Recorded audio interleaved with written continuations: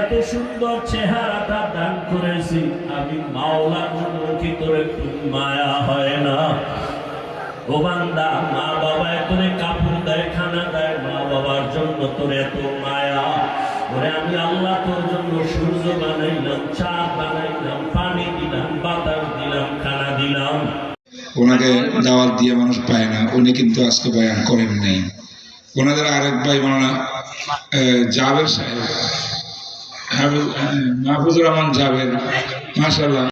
الذي ألف أبو عبد الله محمد بن إسماعيل هذا هو كتابي আবু আব্দুল্লাহ মুহাম্মদ ইবনে ইসমাঈল অর্থাৎ সহিহ আল বুখারী যে কিতাবটা লিখেছেন এটা হলো স্বয়ং আমি মুহাম্মদুর রাসূলুল্লাহ সাল্লাল্লাহু আলাইহি ওয়াসাল্লামের কিতাব।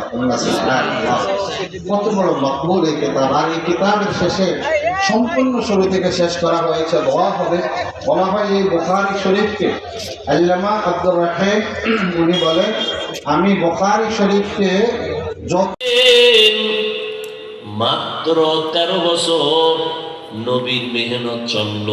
13 বছরে মক্কার চরিত্রহীন লম্পট মানুষগুলো এত দামি হয়ে গেল। আল্লাহ জিব্রাইল আমিনকে পাঠাইয়া কয়, নবীর লিস্টি দিয়া দাও, এই লিস্টিতে যাদের নাম আছে এরা সব কিয়ামতের বিবরণের ওয়াজ, আল্লাহর কুদরতের বিবরণের ওয়াজ, অতীতের কেচ্ছা কাহিনী দিয়া ওয়াজ। 3 পদ্ধতিতে আল্লাহ 6000 আয়াতে ওয়াজ করলেন।